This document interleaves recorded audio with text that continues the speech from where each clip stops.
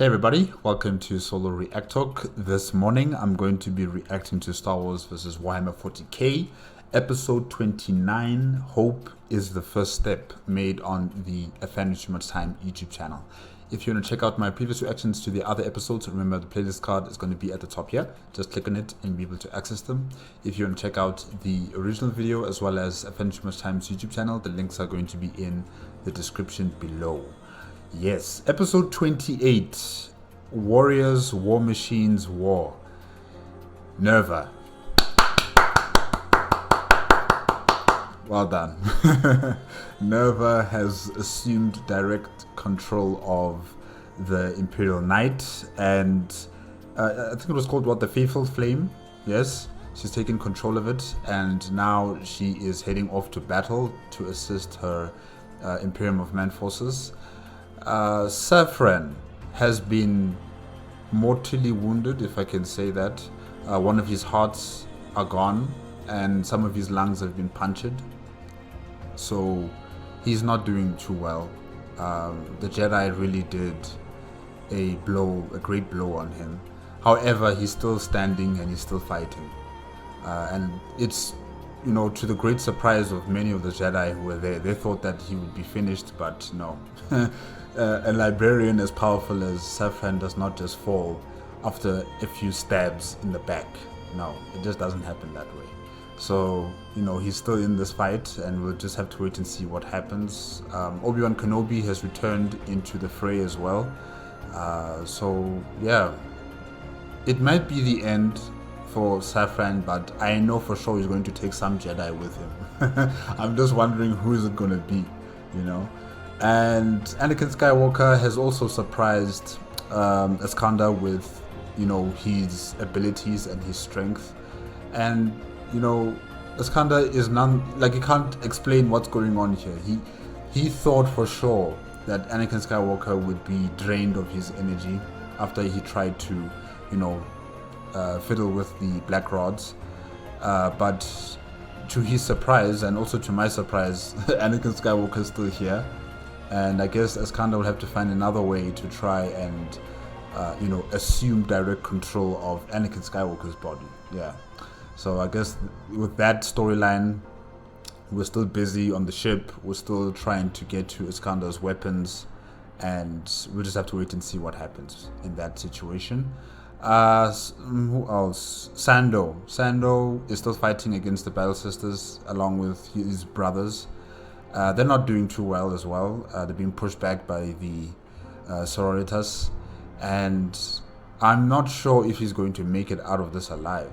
You know, it seems as if the Battle Sisters have got them on the run, and they are not letting up the heat. They just keep on piling and piling on the clone troops. Even though the clone troops have got their own mechanized units on the field, it's still not enough. You know, it's still not enough, and I guess we'll just have to wait and see what happens in that part as well.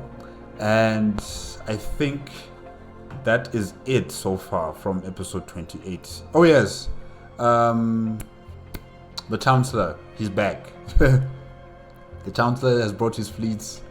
Admiral Roller is also here, and we're gonna have another space battle probably, and reinforcements from the Chancellor's space fleet is also going to be heading off to the planet. So, you know, the battle for Axum has only, I think it's like midway, or it's only starting.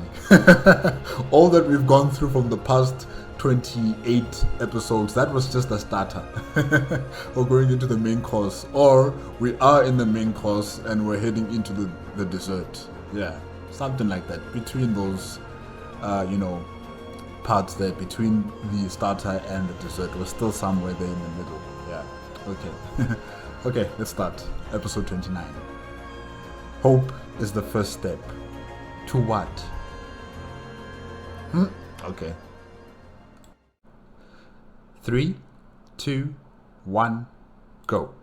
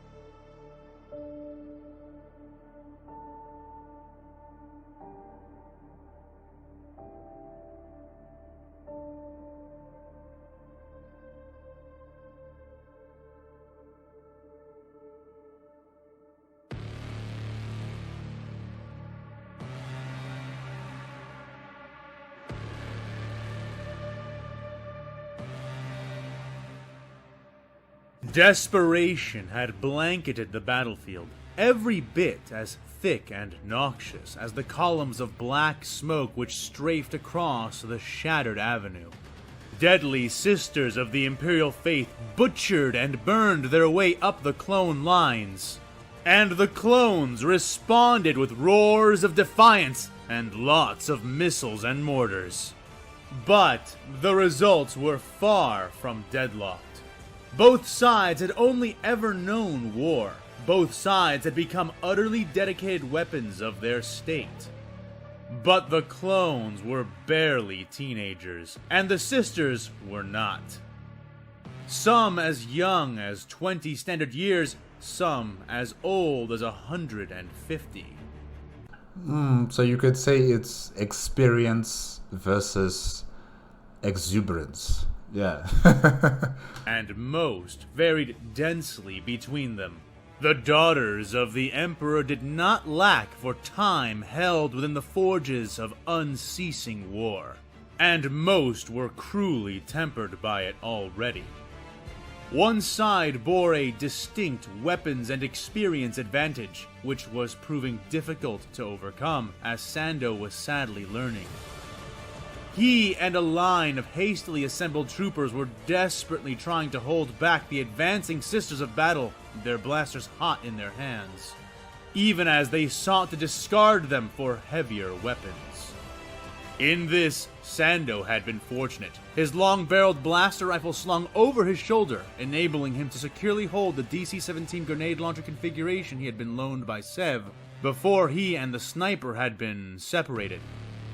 Sando and the other clones stood in a dense mob, crowding over each other on a slope of slag and stretched broken steel. Behind them were the remaining ATTEs of the vanguard, blasting and firing away as best they could with their heavier weapons. Before them, the screaming advance of the Sisters of Battle. Their forces holding sword and mace aloft, some carrying flamethrowers, and others bearing what Sando could only describe as super flamethrowers. Super flamethrowers? What's that? It was these that he and the others targeted first. Some of the ATTEs had the good sense to prioritize those targets as well, and the worst of the fire-flinging units were successfully pinned down or blown away before they could come into effective weapons range. The others, however, were not so easily stalled. Grunting, screaming, and singing in voices meant for murder, the mob of armored, ornate butchers came forward with blazing and sparking weapons of archaic war clutched in their hands. Swords of lightning flashed, turning the dwindling rain into hissing mist. Maces, crowned in coronas of fire, thrummed in the air as their wielders and their sisters stomped upon and shattered the dead and dying in their path. Sando put his exceptional training and instincts to the test, pulling the trigger on his launcher and firing 400 credits worth of explosive death straight into the armored face of a sword-wielding warrior, blowing most of it away. The woman fell, feet still kicking as she tried to continue her charge, and was trampled by the sister behind her, who crawled over the fallen like a vicious beast, her eye lenses red like blood fury, her voice a thundering hymn of hatred. Sando's hands moved quickly, sliding the next to last grenade in his arsenal into the weapons chamber, but the sister coming for him moved even faster. He ducked her horizontal swing, ignoring the two clones to either side of him, both of whom seemed to burst and blow apart like party poppers as they were struck by the arc of her weapons attack. Instead of dying or noticing their deaths, Sando bit and pierced his own lip, hardly holding himself back from the suicide of shooting her with his grenade launcher at point-blank range. Rising in a rush of strength born from the fear of sudden death, the clone warrior elbowed the woman's helmet as hard as he could, his white shell cracking as it jarred her ceramite chin. She staggered back slightly, recovering swiftly as Sando slid the handle of his DC-15 into his waiting grip, using his shoulder strap to steady the long barrel. His muscles knotted and burned as he hefted the weapon with one arm and jammed its nozzle into the crease between her shoulder and breastplate. He had milliseconds to act, and, luckily, the blaster had already been set to maximum output. And as he pulled the trigger, a bright blue flash filled the shoulder of her armor, and the warrior released an agonized scream as she began to convulse at the end of his rifle. Her voice was terrible to hear, but far worse were the death cries of his brothers, and Sando spared her no pity as she tried to pull back off his barrel. The clone keeping the pressure on and firing again and again.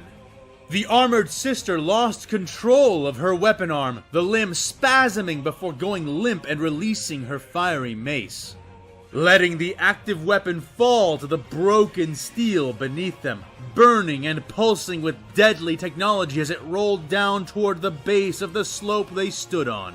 She made to reach for Sando with her one good arm, her hand formed into a vicious claw meant to grab and break the white-armored body of the clone. But he stepped inside of her grip, shrugging her hand off as he slid one of his feet behind hers and shoved the woman's flailing bulk backward. The sister fell hard and slid partway down the slope on her back, clawing at the broken ground with her good arm before Sando silenced and stilled her with a blast from his grenade launcher. But even with that, the work was far from done. He had hoped that their defense would shove the sisters back to their own lines, but as it was, they had barely forced them down the slope, and already the bloody Imperials were rebounding. Yeah, this is not going to be easy. This is not going to be a walk in the park. Not with these ladies. Not with these ladies. Sando let his blaster rifle hang from its strap, reloading his launcher before tapping his helmet and activating his comm channel.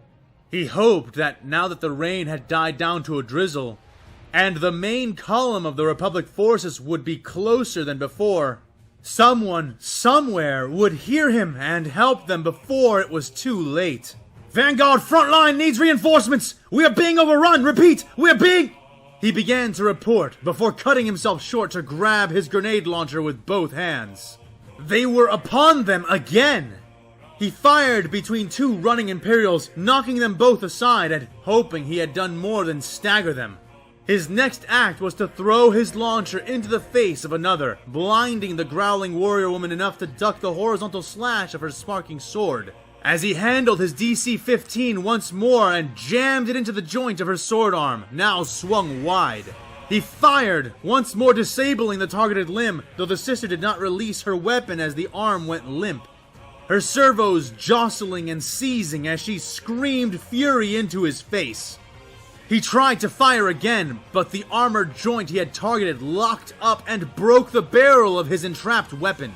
Releasing his now useless blaster rifle, Sando spun around and took her weapon arm by the wrist just as she grabbed the back of his armor with her free hand. He twisted free her burning weapon with a hard wrenching motion, catching it out of the air before it finished falling. Ignoring the scorching heat he felt in his hands as he was yanked back, Sando thrust behind himself with his now stolen sword and impaled the woman through the chest with it. The Imperial fanatic breathed blood into her helmet, her free hand still locked onto the armor on his back, ripping free the white shell and mechanisms there as she collapsed and fell off the end of the sword. The clone could feel no pain and knew she had crushed the magnetic weapons locks on his armor and hopefully little else. This battle. But Sando had barely a second to judge the potential damage. Another came for him, almost trampling the first, but Sando drove back the new, mace-wielding assailant with wild swings of the dangerous weapon. This warrior seemed far more wary of the clone than the previous ones had been, and approached him with the steady cadence of a predator. Sando was one of only a handful of men left, and even the tanks behind them had been largely incapacitated by the exchange, having become the targets of the thundering Imperial weapons known as bolters.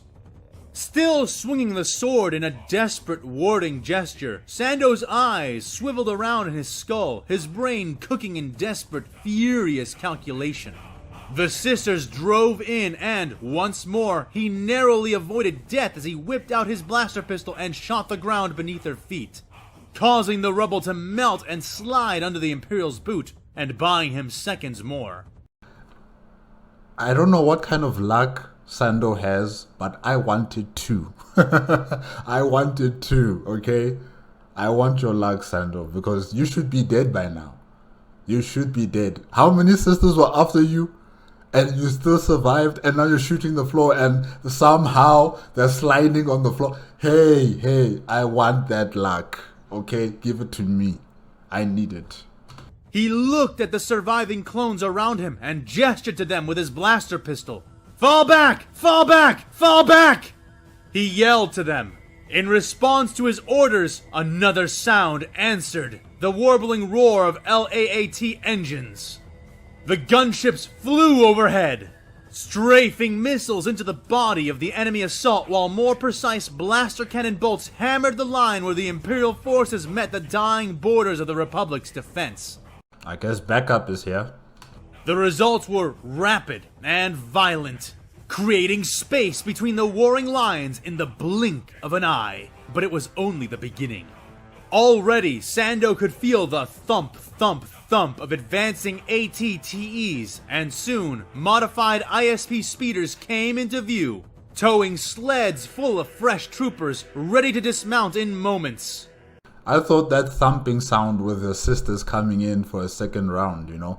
Boom, boom, boom, boom. Ah! For the Emperor!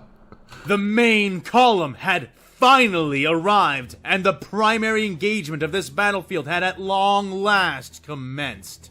But the Imperials were less than willing to allow the Republic a moment to rally, and Sando found himself stumbling back as columns of fire and smoke arched up from the savage horde of the Imperium.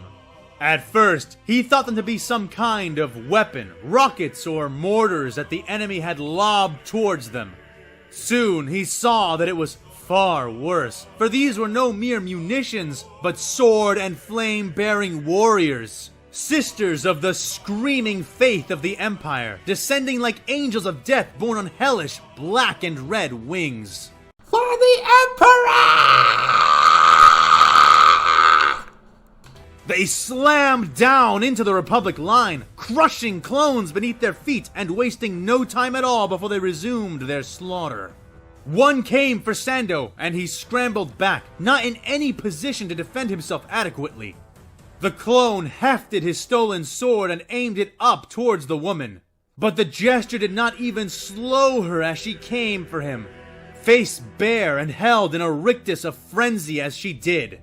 He was moments from using his final breath to order another retreat, but the order was belayed before he could voice it. A flash of movement, unnatural and smooth as the blue clouds of Sumban 9. Sando shielded his eyes from the following sparks, sky-shaded and bright and utterly blinding. Despite this, his heart swelled in sudden faith. Faith in his own survival, faith in victory, for the storm had finally parted, and his general had come.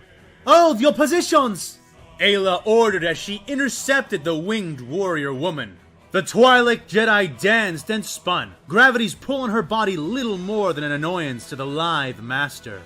The Imperial, suddenly confronted by such a foe, began skating and scraping out a dance of her own, jets belching and sputtering on her back as she used them to aid her mobility. Well, my sisters, I guess the party's over. It was fun, though. It was a nice party we had here with these clones, but the Jedi is here with her forces, and now she's going to just, become the party pooper. Okay. Alright, welcome, Elia, Sakura. Welcome. Yeah. They exchanged vicious blows, only stopping when the Jedi issued forth a pillar of invisible force into the sister, driving her back several feet. It was clear that the crazed cultist intended to dive right back into the fray, But she was brought up short, Ayla standing tall in brazen challenge as all around the Jedi Master, stacked in ranks upon the slope, were hundreds, if not thousands of aimed blaster barrels, all pointing directly at the Imperial and her scant remaining sisters. It's time for a strategic withdrawal. Strategic withdrawal. We're not retreating. Strategic withdrawal. We'll come back. Yeah. Sando was standing over his general's right shoulder, sword held tightly in his right hand, blaster pistol clutched firmly in his left and aimed directly for the face of the Sister of Battle before them. Around her, the other sisters were being driven back to better cover, the fanatics being chased away. Their withdrawal becoming little more than a hastened retreat as they were pursued by trails of overlapping blaster fire and molten, dripping ceramite. The winged warrior scowled, the expression becoming a feral branding upon what may have been beautiful features, as Ayla raised her free hand. "Soldiers of the Grand Army of the Republic," said the Jedi Master, "advance!" The troopers opened fire, and the Imperial barely managed to activate her rockets quickly enough to launch herself back towards her own forces, on an arcing bow of smoke, crumbling armor, and bright blue blaster bolts. The final battle for Axum's reconquest would begin here, and it would begin now.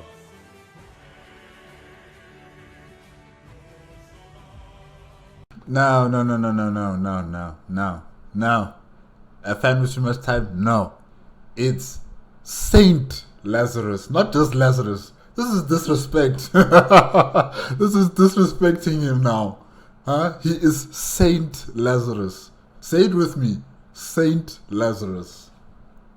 But anyways, welcome Major Lazarus. Lazarus sat amidst the beds and hanging white linens of the medical triage tents.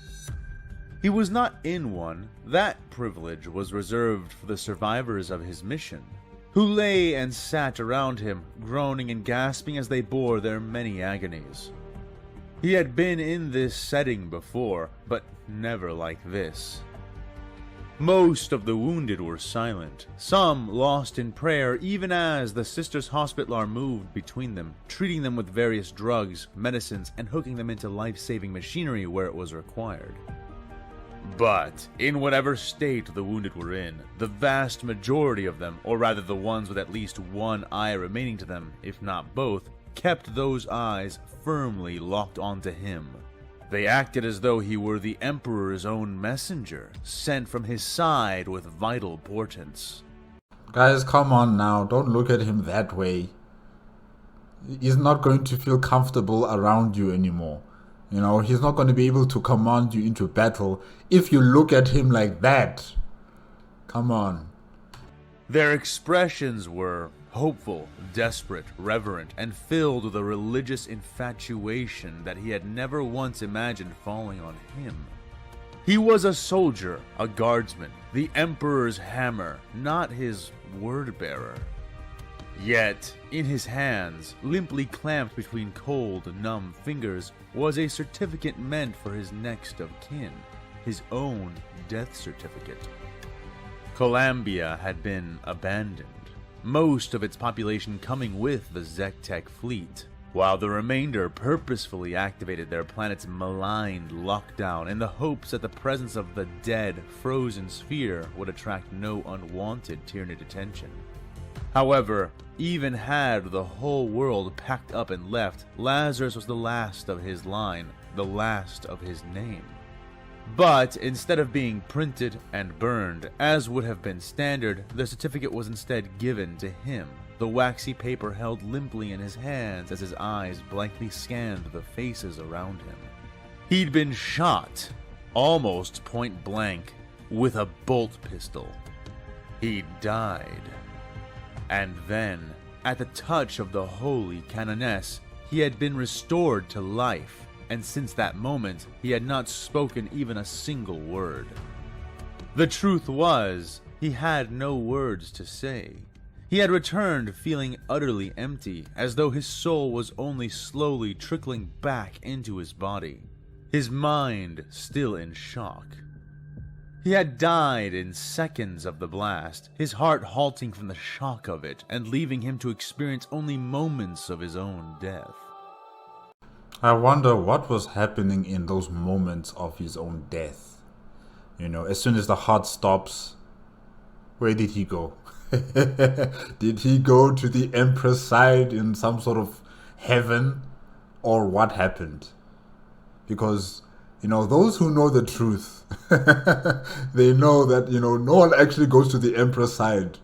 This is a very powerful, strong belief that, yes, when you die, you'll be by the Emperor's side, you'll be there with him. I know it's there, right? But the actual truth is that when you guys die, your souls head into the warp, and probably it's going to be consumed by some demon or something.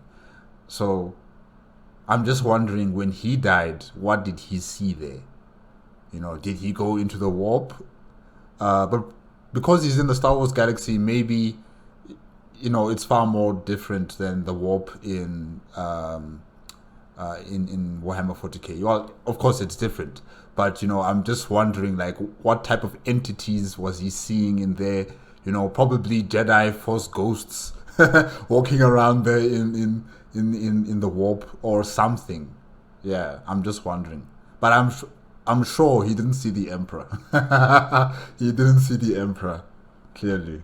That had proven painful, and painful far beyond his expectations of what dying of shock would have been like. But at least that had lasted only moments. Coming back, however, had been a whole different kind of hurt.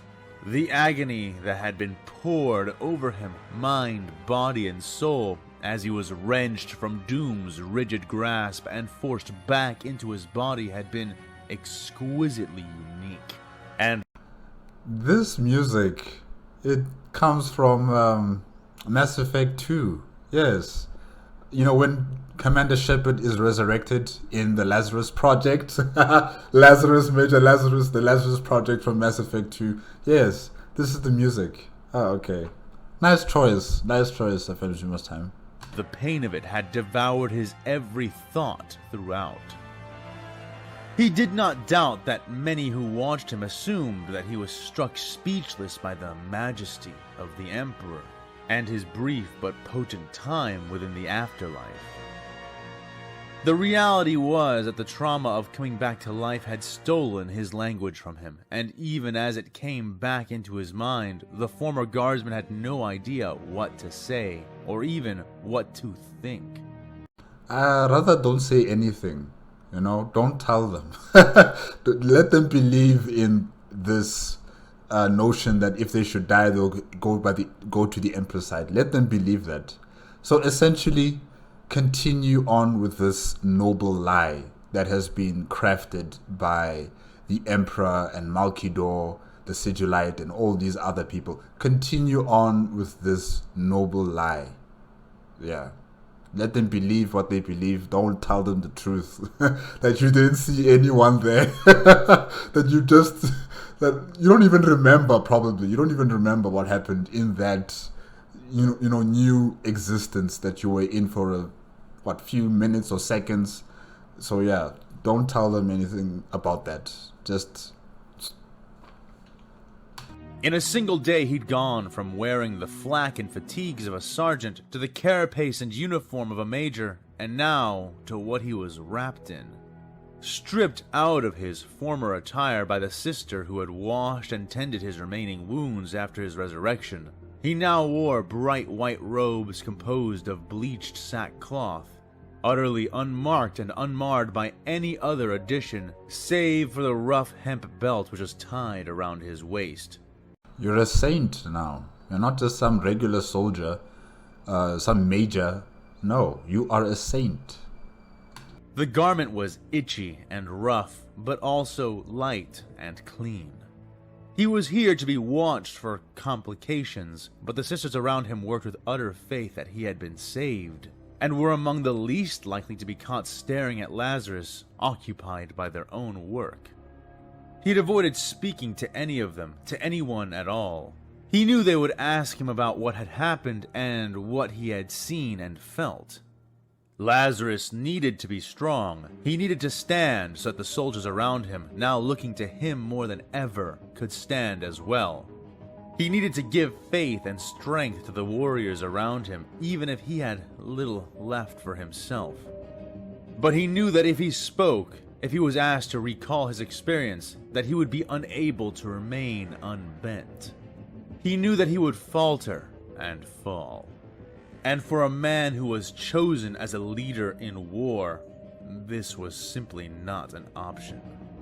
Then, like I said, if they should ask you such questions, you have to make stories. You have to make up stories. You have to make up a lie, a noble lie, to keep this this belief system going. Don't tell them the truth. Not now. Maybe later. But not now. He shifted his mind, instead choosing to focus on how grateful he was towards the Canoness. Not for saving his life, though he did appreciate that as well, or rather, he knew he would eventually. No, he was grateful for her forceful assignment of him and his men to this duty, guarding the medical camp which had been set up just behind the battle lines. Naturally, this meant that his soldiers had first access to its services, something they sorely needed. And though his least injured and most alert men were put to the first guard, all of his beleaguered soldiers found themselves with something hot to drink and warm to eat, if they could stomach it, which he knew they would. They were excellent soldiers, after all. Then Lazarus became aware of something, a tremble, an approach. He felt it through the floor, and in the air, and then soon in the form of a commotion outside the tent. At first he had thought that the enemy were firing a new weapon, but soon realized it was coming from the wrong direction for that to be the case. The sound was too regular and growing louder too rapidly to be a weapon. Nerva, Nerva, Nerva, Nerva, Nerva, Nerva. A great mechanical roar shook the air, drawing unheard screams and cries from the soldiers around him. The earth trembled and then quaked as a vast, vaguely humanoid shadow swept across and over the tents. Nerva, Nerva, Nerva, Nerva, Nerva, Nerva, Nerva, Nerva. Medical implements falling to the ground as something huge leapt over them. Then it was past and drawing further and further away. "Oh, what in the feck was that?" yelled a large Cadian who was strapped down to a medical bed and being attended by 3 Hospitaller at once.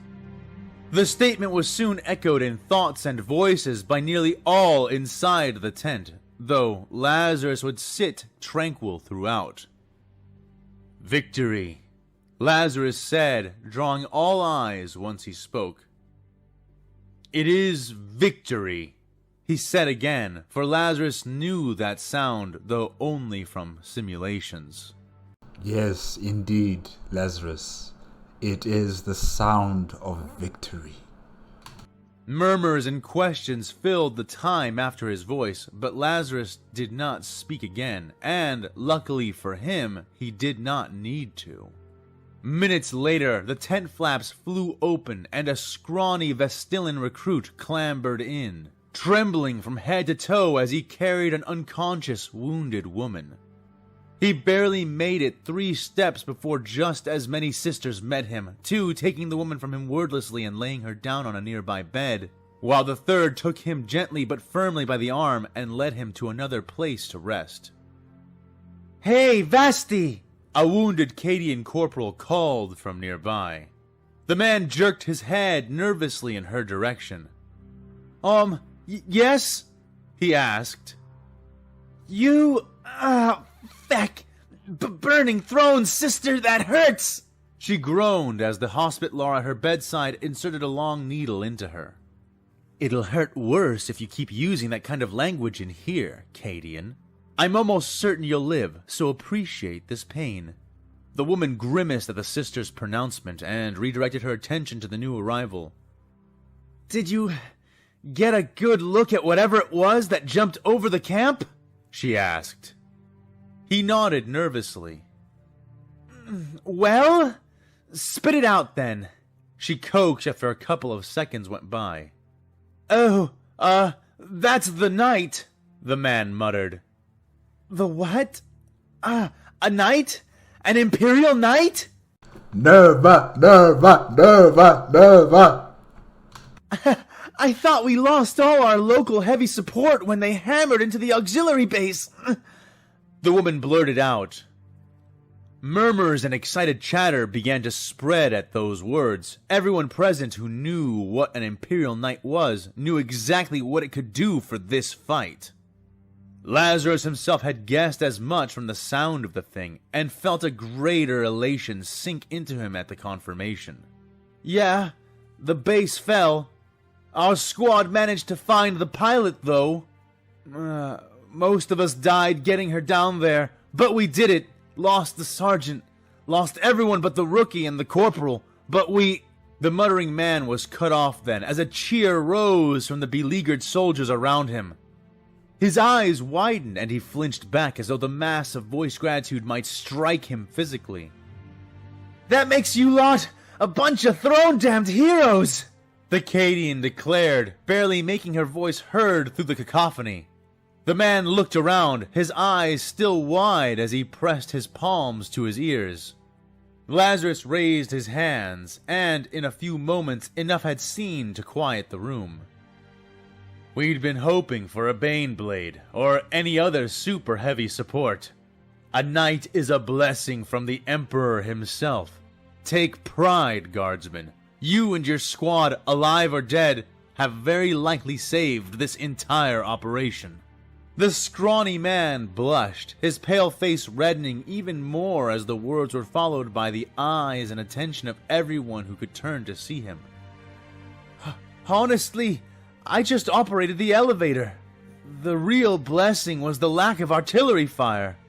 From how hard our base had been hammered at the start, I had been worried that we'd never make it more than 5 steps from the Mechanicus Temple before those distant cannons turned us to dust." And do you know who destroyed those artillery cannons? Hey, Lazarus, well done. Lazarus and your entire group, well done, guys. Well done. Well done. All of you, well done. "Don't know what they decided to fire on instead of us, but I bet they chose wrong," the blushing soldier said sheepishly.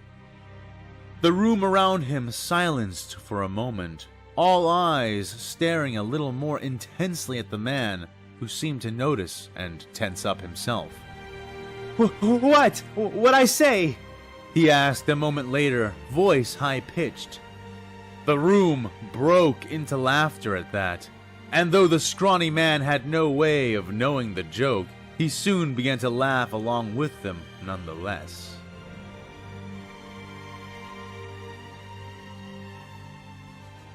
Oh, the Bad Batch. They're still on board the Imperial vessel that Anakin Skywalker's on, right? Yeah. Okay.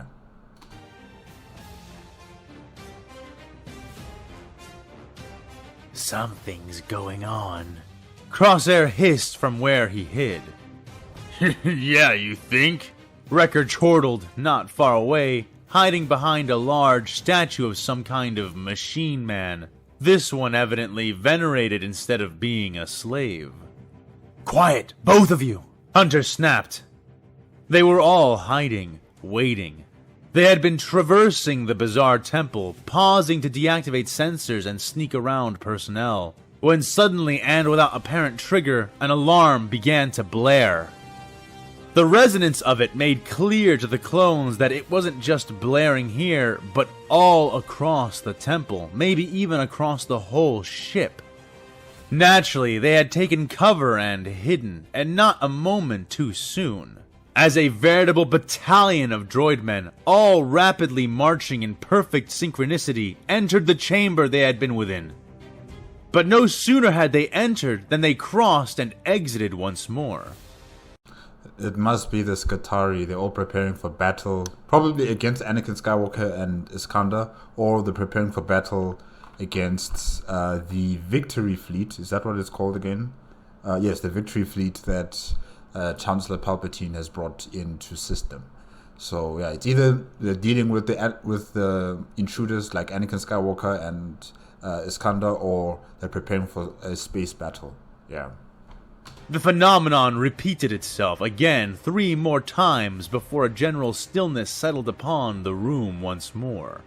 The alarm still blared, but in the absence of any more traffic, Hunter waved his men forward, and it was not long before they found the access terminal within the room. Tech began to interface it with his datapad, and the others gathered around, keeping watch.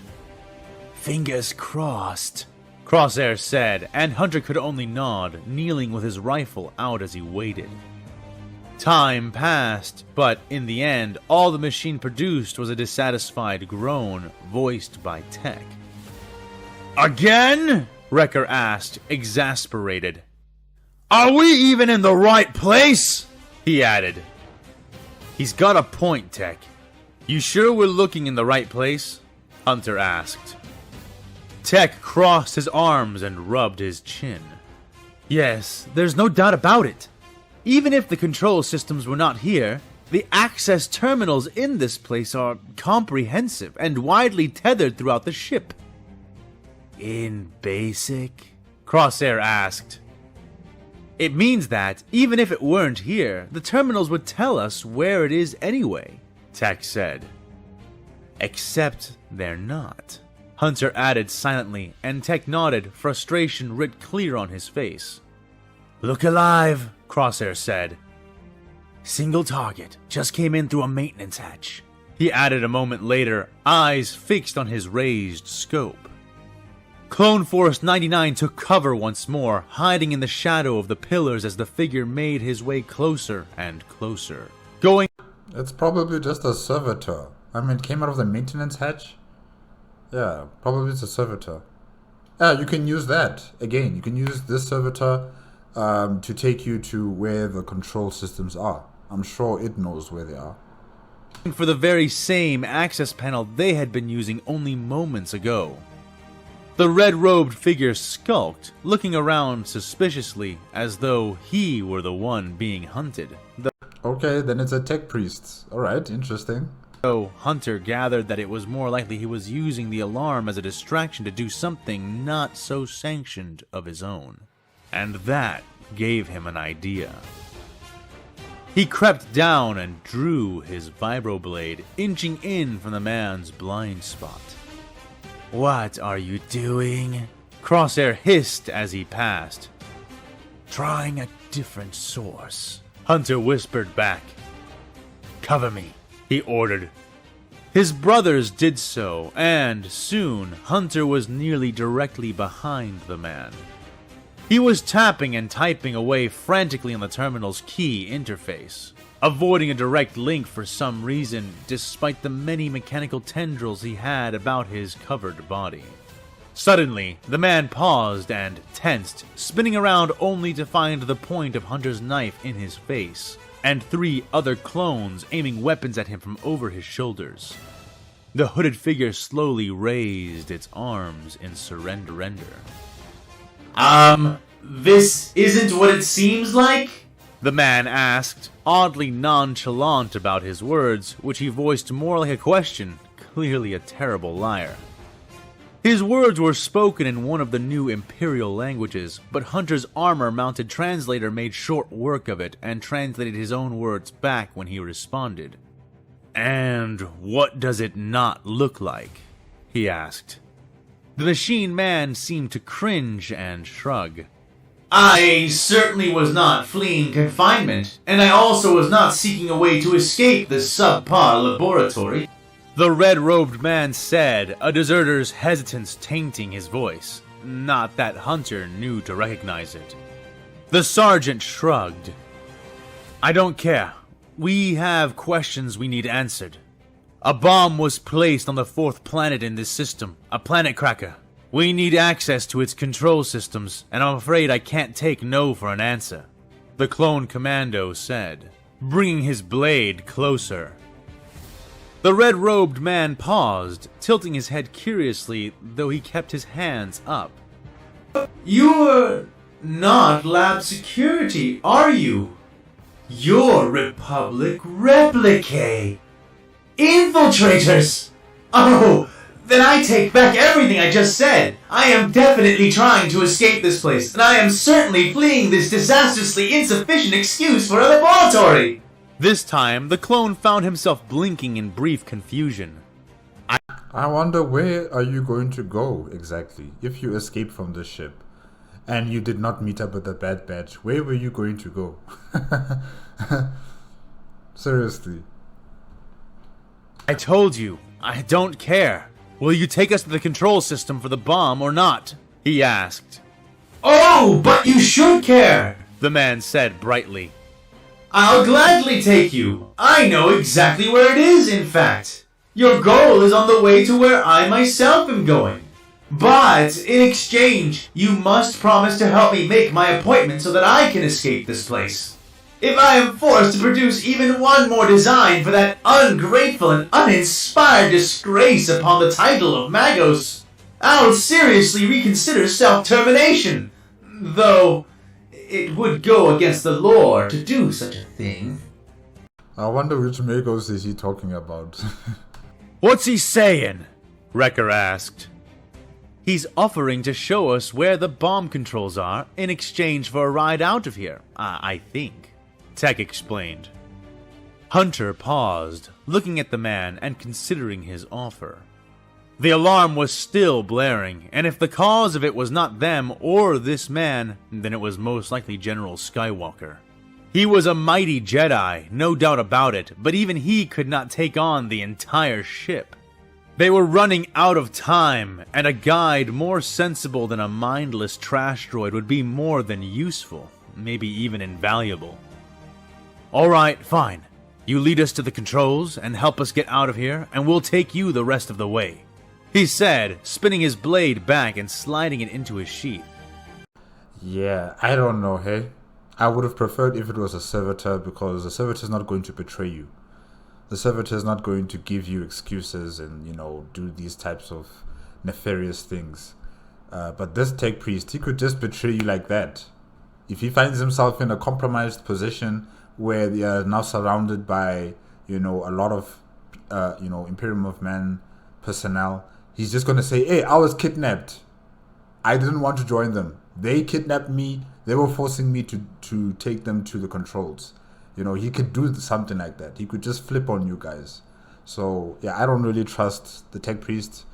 And, yeah, it would have been better if it was a servitor.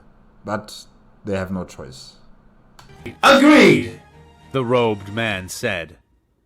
The other clones looked at Hunter hesitantly, but lowered their weapons at a nod from him as he led the red-robed man back to them. This is a mistake, Crosshair muttered as he passed. Maybe, Hunter whispered back. So keep your trigger ready, he added. Crosshair nodded subtly and backed away, going to stand by Wrecker as the strange man came amongst them. Hunter turned to face him again and pointed with his thumb towards his own chest. Name's Hunter, by the way. Behind me is Tech, tall one is Crosshair, and the big one over there is Wrecker, he said, extending a hand towards the Imperial. The man stared at it in what seemed open delight for a couple of moments before taking it and shaking it, emulating Hunter's grip and posture perfectly. A pleasure to meet you, Hunter, Tech, Crosshair, and Wrecker. I am designated as Quo. Magos Quo 84, at your service.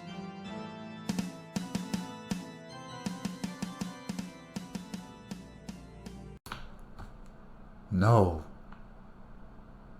No. When are you dying? When?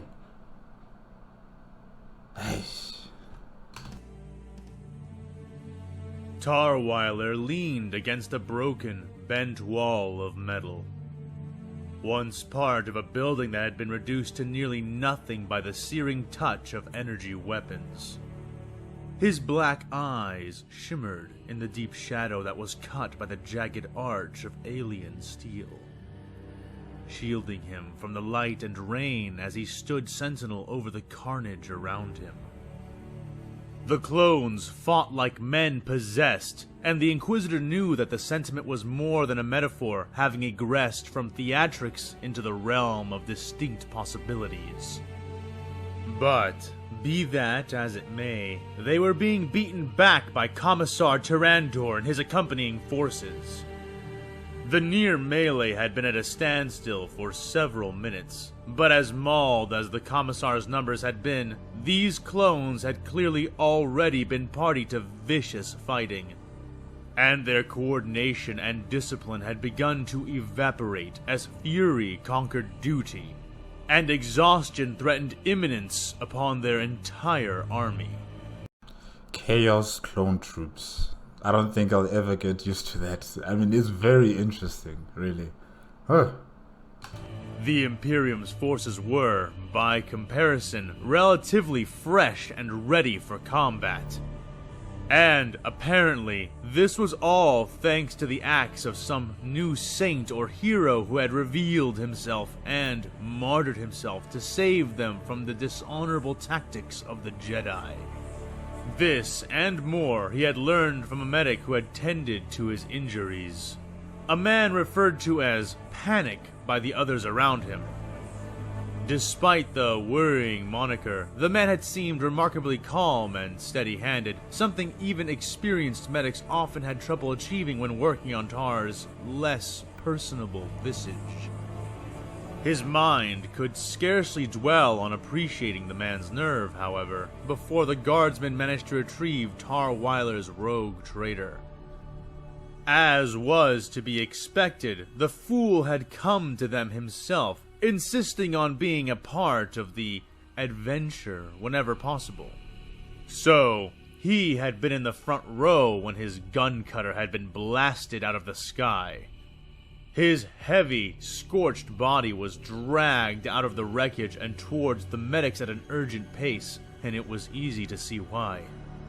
Burnt from scalp to toenails, partially fused into his stylish and now half-molten flight suit, the man was fused in with it. Oh gosh. Man was a screaming, convulsing mess, and one which would be lucky to survive. Tahr watched it all from his place under the bent wall, left alone as Panic rushed to aid the more grievously wounded of the two. The Inquisitor feeling the cold of the rain he was drenched in for the first time, and shivering to the sound of blaster fire and death. He briefly considered rejoining the fight and lending his strength to the soldiers who had rescued him, but dismissed the thought. Omni Creighton and Jakal were still waiting within the outpost, which Tahr had only barely managed to keep the guardsmen out of. His mind was smoking with frustration, his plan turning and adjusting into the circumstances.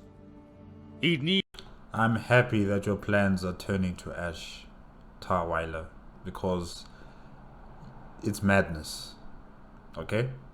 Your plan is a waste of resources, a waste of life, a waste of a planet, and there is no assurity that, you know, what you think the outcome would be will come out that way. It might come out totally different. You are gambling, and what you're gambling with here is just too high. So I'm actually happy that your plan has faltered. It has turned to ash in your mouth. And let us hope that you don't try and force, you know, plan B of this plan of yours. Yeah.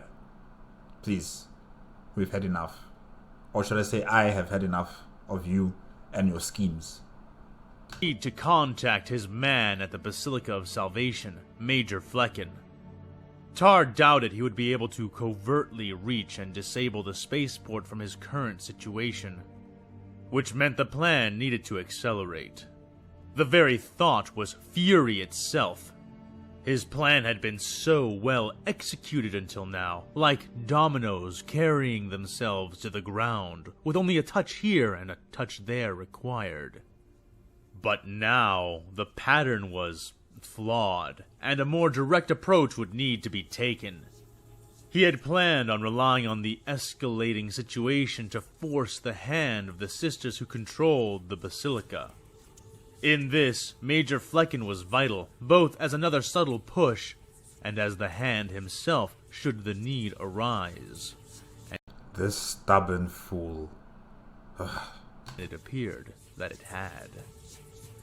That hand he had prepared needed to be signaled to squeeze the trigger on a weapon that would end the world and everything on it. But first, the timing had to be just right, and his exit needed to be secured. Already, Tahr had predicted that the Republic's many naval forces would be arriving in the system shortly, if they had not entered from the beginning already. He needed to both ensure the weapon's activation and secure his own escape from the world before it fired. With his rogue traitor near death, his forbidden assets very nearly exposed, and his hand almost revealed, the Inquisitor knew that the task before him would be a tricky one, but one which was far from impossible for the likes of him. And his first step was to contact Major Flecken. He watched the medics toil over his friend for a time longer before slinking away and moving towards a communications officer. The man was relaying commands through the heavy Vox relay pack on his shoulders, kneeling behind the stationary form of a chimera, and turned away from the battle as he did his duty. Tahr stood over him at just enough of an angle that the man would catch his sharp, toothed face in the side view of his vision. The Inquisitor was already smiling, even before the man snapped his eyes back towards him, as Tahr had expected he would. The officer almost hesitated in the stream of information he was relaying, managing to impress the monstrous Imperial servant who leered over him. In spite of Whyler's obvious rank and disturbing appearance, the man did not halt until his task was completed. He then pivoted, still on one knee, and saluted. "Inquisitor," the surprisingly stalwart guardsman said. "How may I serve?" "Can you reach the Basilica of Salvation with that setup?" Tahr asked. The man did not respond right away, first placing a hand against the heavy earpiece and speaker he wore on his head, his other hand manipulating the various knobs and switches on his Vox relay. After a few moments had passed, he gave a sharp nod. "Yes, sir. Connection is viable." "Good. Get me in contact with Major Flecken, right now," the Inquisitor demanded. The man nodded in response and began to dial in his Vox codes. Despite the fluidity of his actions, the Inquisitor could not help but notice how long the task was taking, and how the man was forced to stop and verbally navigate with those of the Basilica. As he sought the Major, Tahr felt the tightness in his gut long before the news arrived.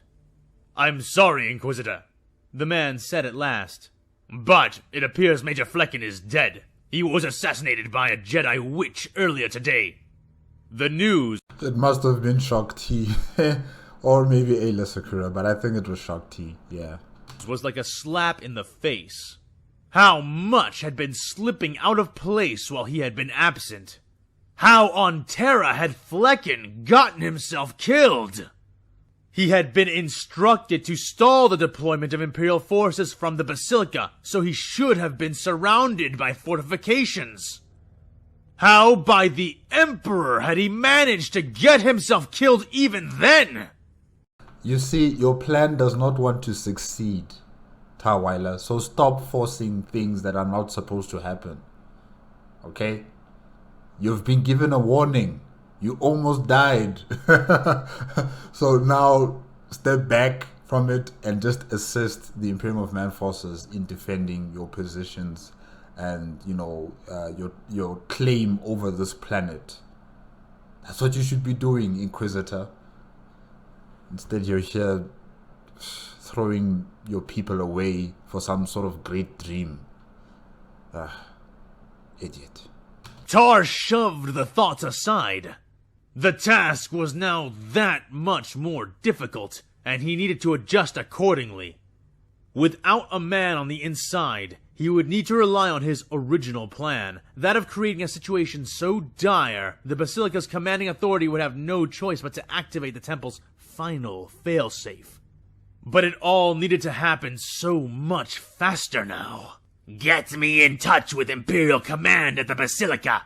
Anyone with authority who is not a part of the Ministorum or Sororita. The Inquisitor began to say. He was cut off when the Vox officer suddenly rose up and, with both hands, shoved Whyler back, with enough force to throw the Inquisitor. Tahr was sent pitching across the broken street, caught totally off guard as he fell hard onto the tarnished floor. The Jedi are here. He released a less than human growl from his altered throat and curled into a sitting position in time to see the next attack coming. The Inquisitor rolled into a ball as he pitched himself backward, springing away in a gymnastic maneuver he had taught himself after watching a pair of Death Cult assassins earning their names. The springing withdrawal allowed him to evade maiming or death at the hands of the burning green sword which spun through the air, tearing molten furrows into the ground where Tahr had just been laying. The Inquisitor landed in a crouch that saw his thin-bladed black rapier drawn out into the faltering rain. He knew what he would find waiting for him even before his dark eyes met those of his attacker. A tan-skinned human Jedi leered from between a tangle of dreadlocks strewn across a grinning face. A single, yellow tattooed line striping the bridge of the man's nose and underlining each of his intense, faintly yellow eyes. His extended hand was empty until the spinning blade of his light-based power sword returned to it with a snap. The Jedi was in his own crouch, blade held horizontally as it sizzled in the cold drizzle. Beneath and just behind the man was the bisected corpse of the Vox officer, who must have seen the man approaching and saved Tahr Whyler's life at the expense of his own. At first, Tahr had assumed he had been found by yet another Jedi in the same way as before, but this was proven false seconds later as his eyes began to notice the descending bodies and blades of the Republic's witch knights. They glided down from on high by the powers of the warp, falling upon the guardsmen around them with swords of merciless, pitiless light. And, looking back into the eyes of his newest opponent, Tahr could see that the warrior had drunken deeply of the warp's dark depths, for they reeked of its maligned power. Yeah, that's, Vapad, right? Yeah, must be. You look like someone important. That's really very surprising, given how inhuman you look, said the Jedi, slowly rising, lazily spinning his saber. Humanity is defined by the spirit more than by the flesh, Tahr said, beginning to blur, preparing for battle. The Jedi shrugged, strolling to the left, away from the cover the Vox officer had been making use of, distancing himself from that impediment. If you say so. Now, listen well to what I say. Surrender. Right now. Surrender? Why? Why are you telling him to surrender? You were about to kill him. If it weren't for that guardsman who pushed Tahr Whyler away, he would have died. So why are you asking him now to surrender? No. Finish the job.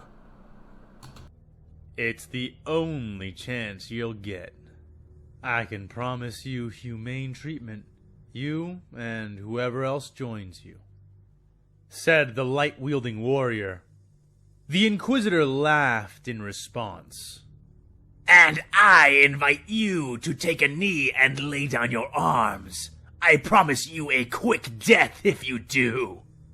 Tahr answered, his grin wide and monstrous. The Jedi shrugged again, though this time the movement was little more than a bob of his shoulders. All right, then I'm afraid I'm going to have to do to you what I've done to every other Force wielder I found from your empire. Don't say I didn't warn you, he said, hopping lightly on his toes before beginning to close with Tahr.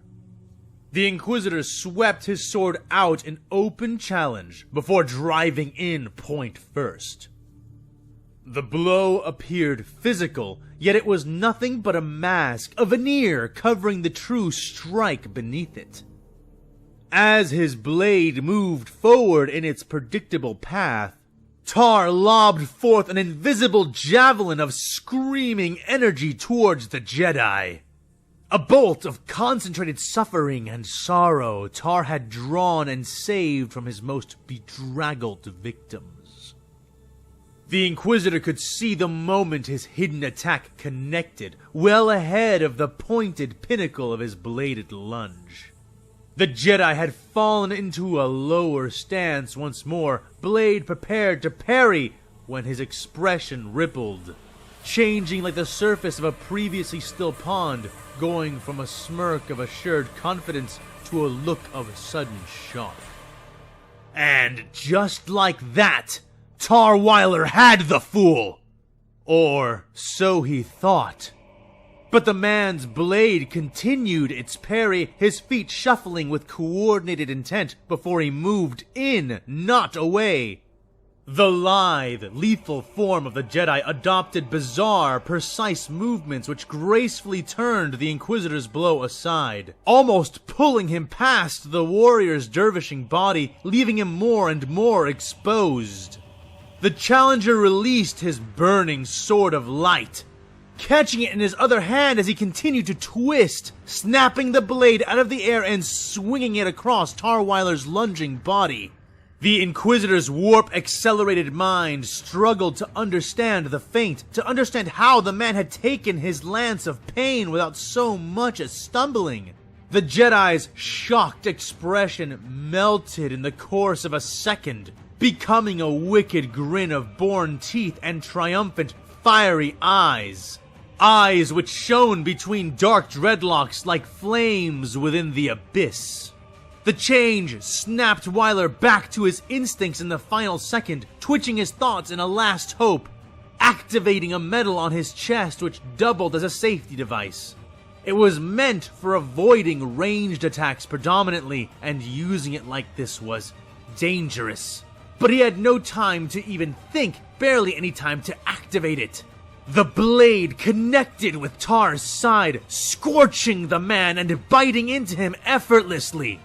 Then there was a flash, and the Inquisitor was gone, reappearing in the same instant, upside down and 5 feet in the air, to the left of where they had begun. He barely had the sense to catch himself, rolling into a low crouch and hissing, body dripping still, despite the death of the rain. This is not Aela, Tahr Whyler. This is not Aela. And yes, you will struggle. Isn't that your line, that you say to everyone? You will struggle, Tahr Whyler. You will struggle. Here, you will beg for your life. He clutched his side, the 2.5-inch wide cut there becoming a brand of pure agony, though it had been cauterized shut. The sun began to cut beams of light back into the sky, making the black-eyed Imperial squint as the Jedi stood, blade flourishing in his stance, grin still widely displayed as he reoriented on the Inquisitor. Tahr grit his teeth, but was nonetheless thankful that he had been repositioned in the air, and not into the floor beneath them.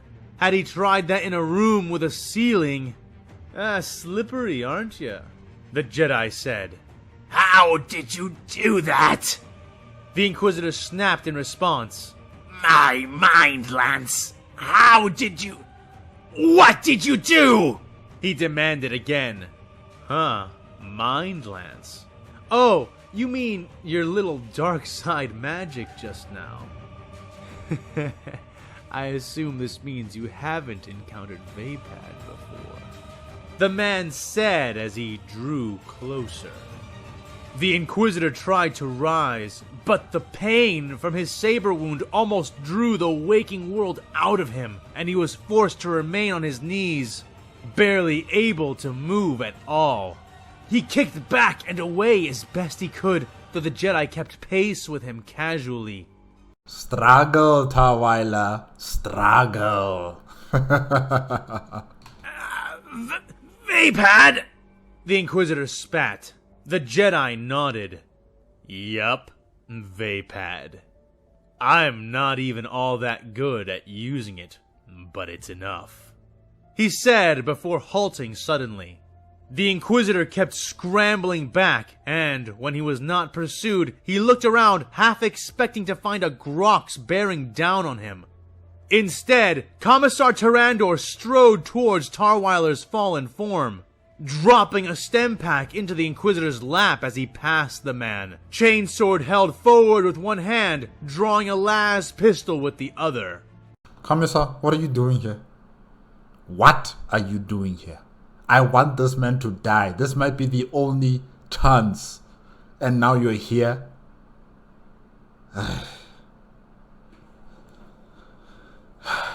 These people will continue to make me so frustrated. Commissar, I hope you have a quick death.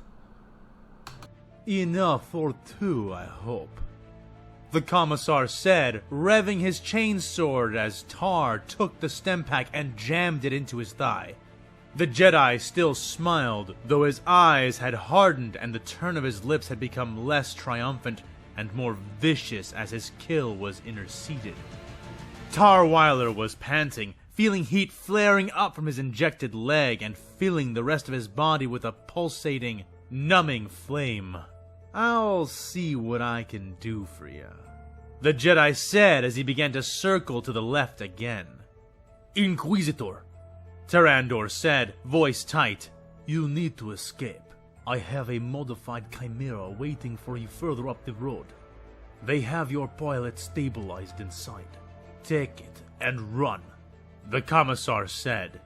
Tahr scowled and slowly stood, wincing from the damage at his side and working some of his warp arts over the wound.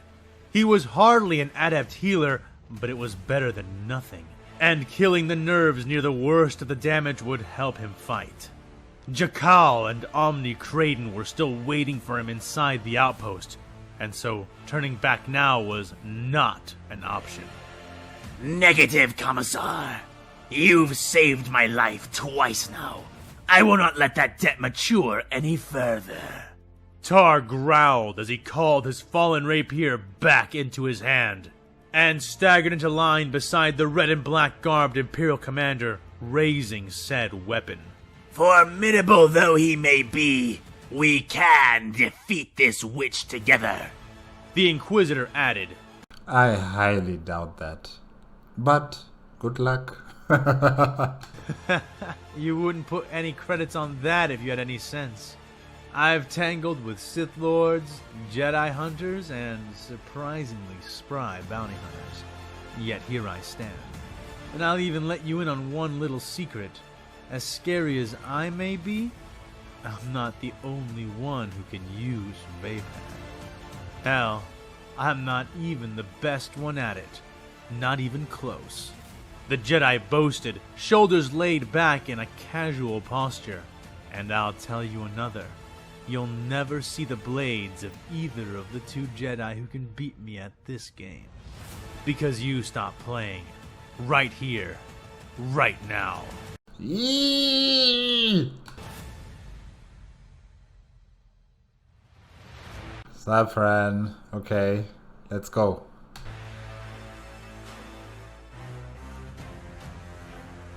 Saphran felt himself fading, his consciousness wavering even as he contended with the remaining Jedi.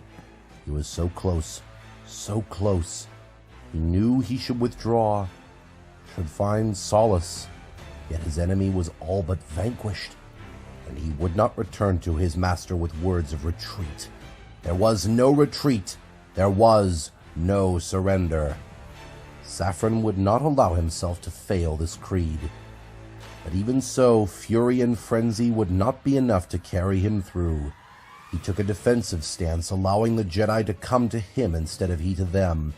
Using both hands, he held his stave wide, catching their strikes and measuring their movements. Both were wounded and slowed by their injuries, but none more than Saphran himself, who felt the blood vessels in his eyes bursting as he strained to remain mobile. Obi-Wan was carrying a limp, his healed shin still evidently ailing him as he tried to stand on it, and Mace Windu was burned, with small clumps of painfully molten but hardening metal fused into spots on his robe and skin. Most of the Jedi had escaped by now, but even so, if Saphran could crush these last two, their order would follow.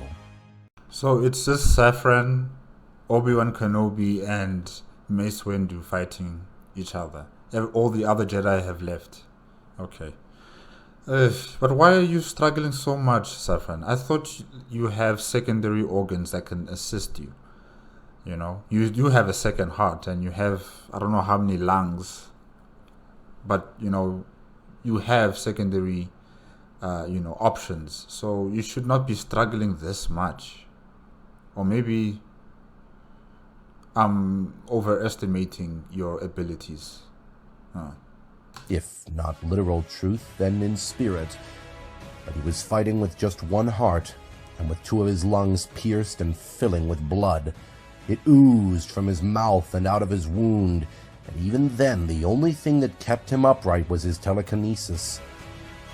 Inside the bloody hole left by the saber which had pierced his heart, he forced the mostly ruined muscle to continue beating, painfully massaging it with his powers, while capping the holes as best he could. It was the roughest of patches, but it sufficed, with the help of his second heart, to keep him upright. Wow. Saphran. The fact that he can invest his own power into, keeping his bodily functions working, and he still has to fight against the Jedi. Wow. Having 3 lungs saved him from suffocation, but only just. The result was a man who needed to use all his psychic focus to keep himself from dying of heart failure, all the while dueling 2 skilled but wounded opponents. The fight would not last much longer now. Obi-Wan came in high, Mace Windu low. In response, Saphran attacked Obi-Wan, relying on the warrior's instinct to drive him back into the defensive once he saw the stave being swung towards him, intending for Kenobi to dodge away.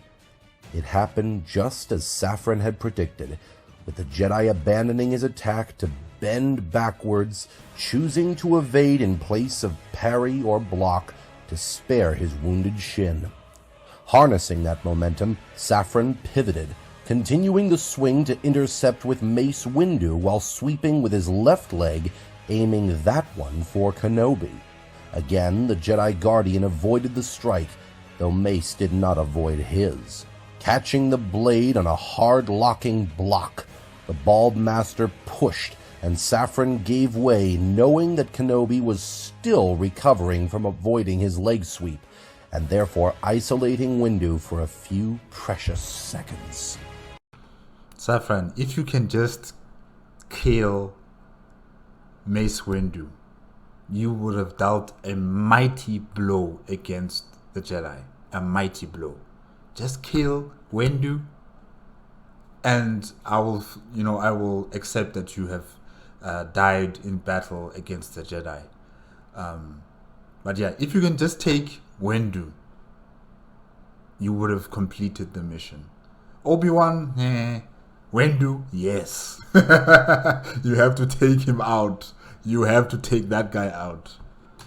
Saphran held his breath, blood gushing in a sudden torrent from his mouth and wound as he released his hold, redirecting his psychic force into acceleration, trading a rapid flurry of blows with Windu before Obi-Wan could step in again. He laid into the Jedi, but the Master did the same, expressing strength far beyond what was natural as he met blade with stave and gauntlet with fist. Saphran felt his sight flickering, his reflexes slowing in spite of himself. Go! Come on, Saphran. Go down! Windu bellowed, agony ripe on his features as his skin and muscles flexed against the fused bits of metal across his body, tearing and blistering, filling him with as much pain as exasperation. Saphran sneered, but the expression fell away as Obi-Wan joined in. He retracted his speed and Windu backed off with a hard gasp, allowing Kenobi to step back in. The librarian nearly swooned, clenching his staff hard to bring back his focus, hammering down on the Jedi Master, but unable to breach what remained of his defenses before Mace drove in again. The Space Marine decided then to focus on Windu, the one who had dealt so much damage to him already. Is this the best you can do? Here I stand, heartless, lungs full of blood, and weary of a day from slaughtering your pathetic order, and still you struggle. What hope have you, if this is all you have to offer? Saphran mocked. Obi-Wan ignored the remark completely, falling into serenity, but not Mace Windu. Though he did not respond directly with his words, his anger grew and he pressed in harder. The epistolary grinned, seeing his chance beginning to emerge. They exchanged a few more blows before both parties backed off. Yes, Mace Windu is the weakest link. You can take him out, Saphran.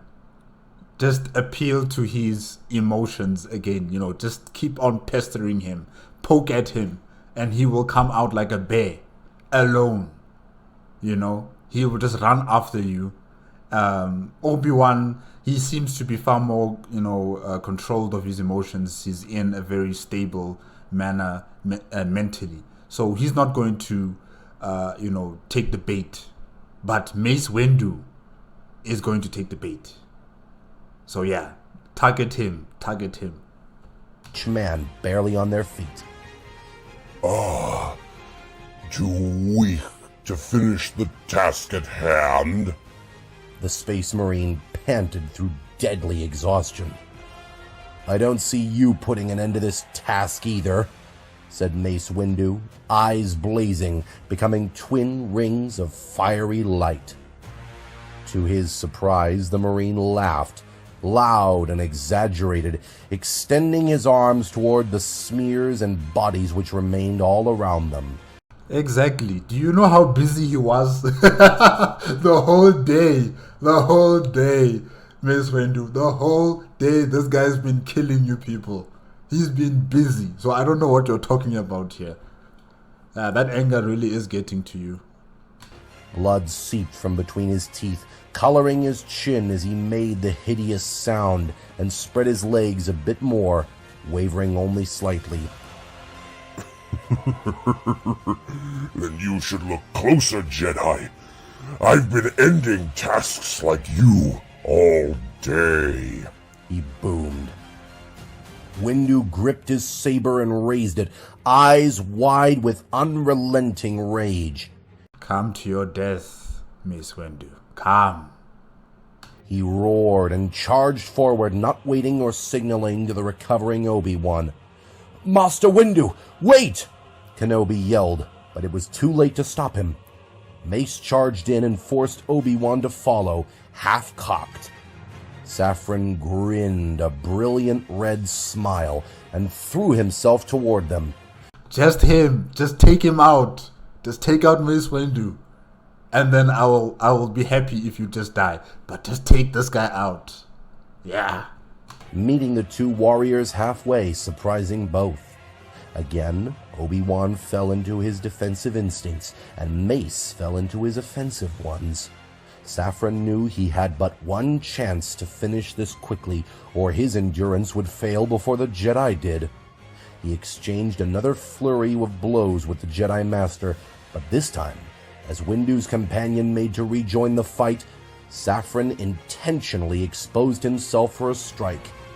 It was a trap, and one he feared would be too obvious, but true to his aggression, Mace Windu seized on it the instant he could. The Corran Master bellowed, voice dripping in vicious desire as he plunged his purple blade into Saphran's armor, piercing it over the Marine's right rib plate and burning through it with the blow, lancing his already wounded lungs once more. But before Mace's blade arm could be withdrawn, it was suddenly locked, seized by Saphran's left fist, the librarian releasing his stave altogether, one hand grasping Mace's forearm and holding him there, while the other hammered down to pulp the Master's head. Yes! Yeah! For the Emperor! Die, Mace Windu. No! Obi-Wan cried, moving faster than he'd ever had before, faster than he ever moved since. Blade falling from his own hands as he threw himself into a lunge, tackling Mace from the left and throwing the both of them out of the way, wrenching Mace's arm painfully out of Saphran's grip, breaking it. Come on. Just let him die. Just let him die. AFanWithTooMuchTime, no. Why him? Why? He should have died right there. Yes!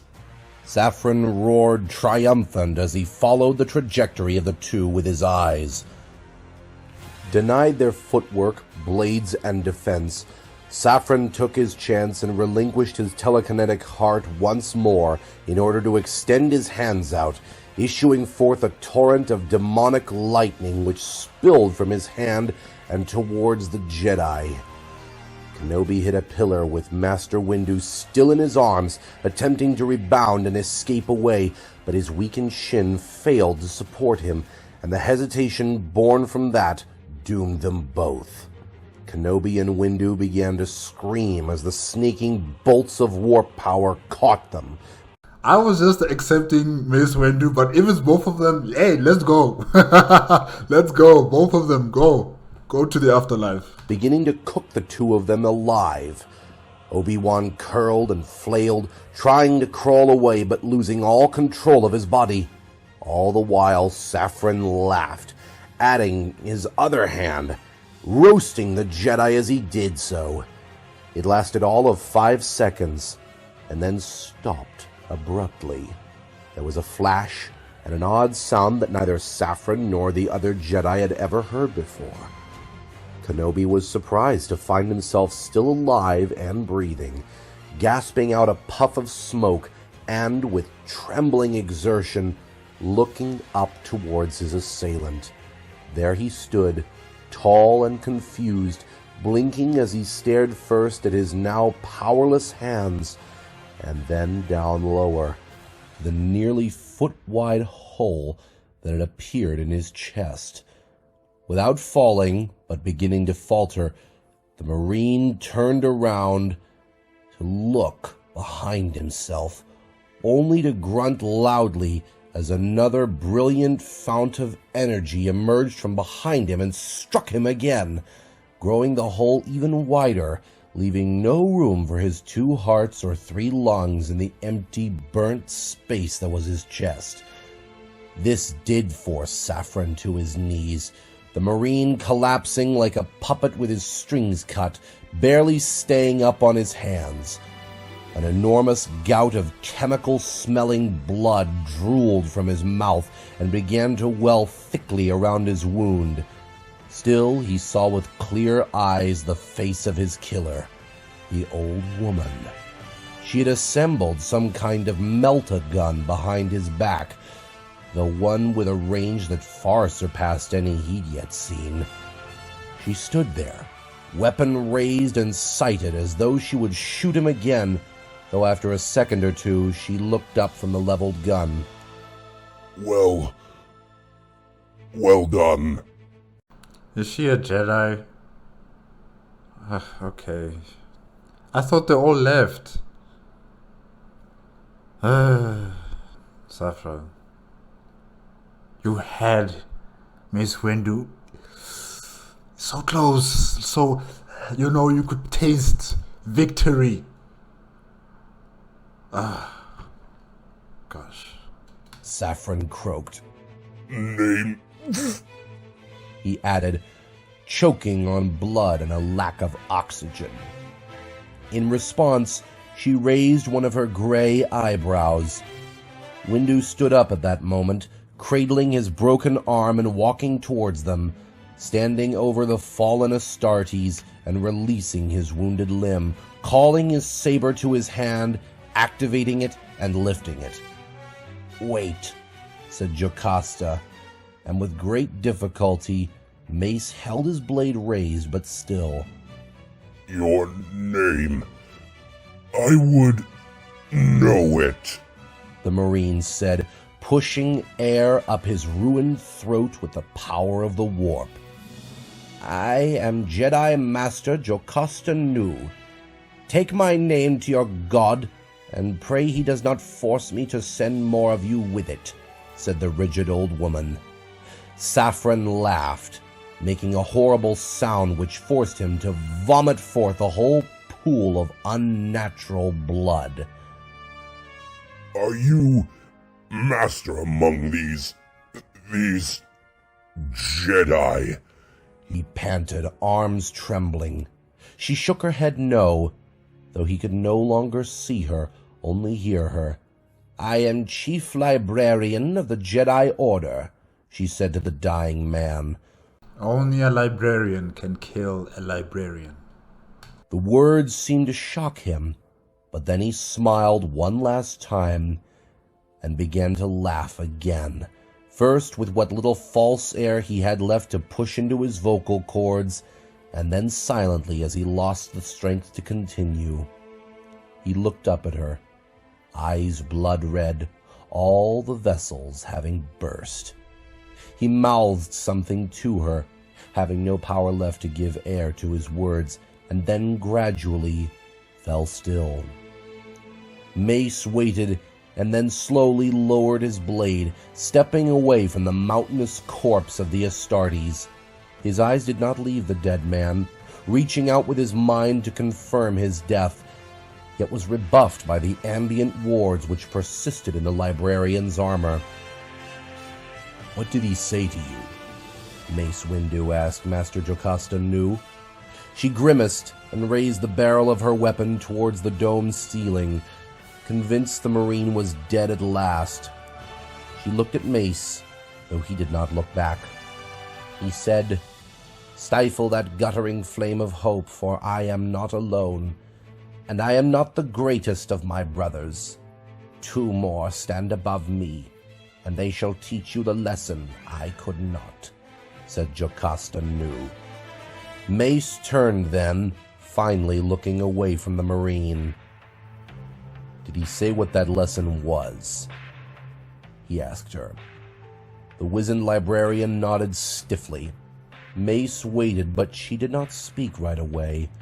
Instead, she looked from him to an empty space on a distant wall, seeming grayer and older than he had ever seen in that moment. "And?" he asked Master Nu. She snapped her eyes back to him and straightened. "His lesson was, hope is the first step on the road to disappointment."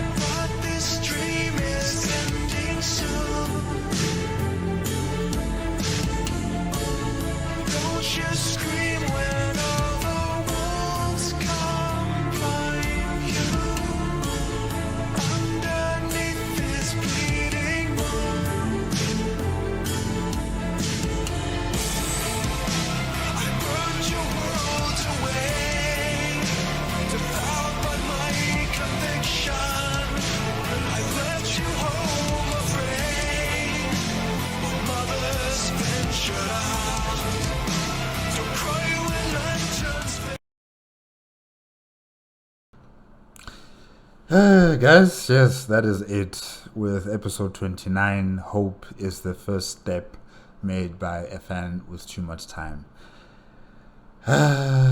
Saphran, victory over one of the masters was so close. You know, Mace Windu was going to die. This close. But no, Master Nu came in here with a rifle, shot him in the back. Like, it seems to be the only way anyone can defeat Saphran. You know, they have to stab him in the back. They have to shoot at him in the back. That just shows how dangerous this man is, you know. No one can defeat him, facing up against him, like, in front of him, where he can actually see you. Everyone is always taking back shots. First it was Balaba, right? She was the one who was stabbing him with her lightsaber in the back, and now it's Master Nu using this rifle, shooting Saphran at the back. And yeah, he fought. He really did fight until the bitter end. You know, he killed a lot of Jedi.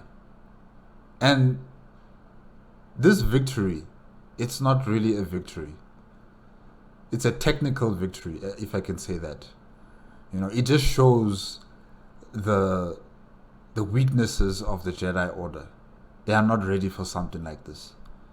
And Saphran is not even the highest member of the librarians, part of the... I think he's part of the Crimson Razors, right? Yeah, I think he's part of the Crimson Razors librarian force. So he's not even the strongest amongst them. There's two more who are stronger than him. And the Jedi could barely contain Saphran. One person. Nah. The Jedi are not ready. Not for what's coming. Maybe they need to mass produce more of those weapons that Master Nu was using, because it does seem like it's extremely effective. So maybe that is something that they should focus on as well. And also the VPAD techniques, they need to be further distributed to more masters of the order. That is also very much required, I think. Because the regular Jedi are just not going to cut it against librarians. They're just not going to cut it. And yeah. What were the other stories? I mean, this one was so important. Sando is still, going back and forth with the Sisters of Battle, but now his general has arrived. Jedi Master Ayala, she's here now, and yeah, they're pushing back the Sisters of Battle. But I still say it's not over. It's a technical retreat, not a full-blown general retreat. So they're still going to be there. They're still going to be fighting against the clone troops and the Jedi. So I'm not counting out the Sisters of Battle. And then we also had Lazarus. They've taken off his military attire and they've given him a white, laced cloak, I think. So yeah, he looks like a saint now. Because officially now he is Saint Lazarus and not just Major Lazarus. He doesn't want to talk about what happened to him in the afterlife. If he actually did enter into the afterlife, we don't know for sure. And I say that he should keep that. He should keep it that way. He should not talk about it. If people do pester him about it, and they want answers from him, then he has to make up a lie of some sort. He has to make up a lie that will just appease those who are asking these questions. And Nerva is also heading off to battle. She just passed by the medical camp, and now she's heading off, probably to where the Sisters of Battles are, fighting against the Jedi and her clone troops. So probably that's where Nerva is heading off to now. So yeah, that's all good. And then Tahr Whyler, oh gosh, this guy, I don't know what kind of luck he has too. Him and Sando, they have luck. I don't know where do they get it from, or plot armor. I don't know where do they get it from, but I want it too. Because really, this guy should have died here. Tahr Whyler should have died, but he's here. thanks to this commissar. Why did you enter into this? You should have just not interfered. But anyways, yeah, the commissar helped out Whyler. Whyler is back in the battle, back in the fight, I should say, and hopefully, the Jedi can defeat him. But I don't know. I'm not sure. Whyler's plans are also unraveling at the seams. That's also a very, very good thing, because what he was planning to do was just insane, and hopefully it never comes to pass. And the Bad Batch have acquired the assistance of a Magos 1284. 1284 is going to send them to, or should I say direct them to where the controls for the planet Cracker are. So hopefully that goes, smoothly. But I still don't trust this Magos. Like I said before, if they should be cornered in some situation, the Magos is going to betray them. He's immediately going to betray them and just say, I was kidnapped by these people. So yeah, I don't trust him. But I guess we'll just have to wait and see what happens in that situation as well. And yeah, wow. Episode 29 was tough. From beginning to end, it's just been firefight after firefight. Oh, except for the Lazarus part. There, we had jokes, we had fun. We had a little bit of discussions there. But otherwise, all the other storylines, it's just been battle, more battle. And yeah, I'm going to miss Saphran. I am going to miss him. He was a good soldier, a good librarian of the Imperium of Man. But he did his duty. And I guess we'll just have to wait and see, how the other librarians fare against the Jedi. Too bad, he couldn't record this entire event, him fighting against the Jedi. And then, that information is then sent to the higher echelons of the Zectec fleet and the Crimson Razors, so that they can study this information and they will know how to defeat the Jedi one by one. Yeah. But I don't think he was able to collect any type of information that could be sent to the higher structures of the fleets. So yeah, I guess all that information that he has on the Jedi are going to die with him. Especially those Jedi who are using Vapad, the Jedi with Master Nu, Master Nu with her gun, and all these other forms of techniques and abilities that the Jedi have. I'm assuming that all of that information is going to die with him. So that means the other librarians are going to have to just, go with the flow and also learn on their feet as they fight against the Jedi. But with the Jedi, they have so much information now on their enemies, especially when it comes to the Space Marines and to the librarians in particular. Because the main Jedi have survived through that battle, and they can now dispense that information to all the other Jedi, on how to fight against people like this, how to push them back, how to keep them at bay, how to survive longer fighting against these types of enemies. So yeah, the Jedi have the information, but the Imperium of Man, I don't think they have enough information on the Jedi and how they coordinate their attacks and what type of techniques they use. So that might be an issue in future episodes. And yeah, guys, I guess that's it. That is it for today. This was very entertaining. Thank you again to AFanWithTooMuchTime for producing such great content. And guys, remember, if you want to check out the original video as well as AFanWithTooMuchTime's YouTube channel, the links are in the description below. If you like my reaction, please give me a like, comment, and subscribe to my channel. Click on the notification bell if you want to be up to date with my latest videos. And I will see you guys next time. I don't want to say next week. I'm starting to avoid that because I'm never able to keep to my schedule. I'm finding it very difficult to keep to it. So I'm not going to say see you next week. No, I'm not going to say that. I'm just going to say next time. But you know the order of things on my YouTube channel, right? You know the order of things. Before there is Warhammer 40K content, there is, you know, game reactions and Transformers and, you know, other things. And then comes Warhammer 40K stuff. So you'll see how I, you know, go along with my reaction videos. Yeah. So be patient with me. I'm sorry. And hopefully I'll see you guys very soon. Okay. Bye-bye.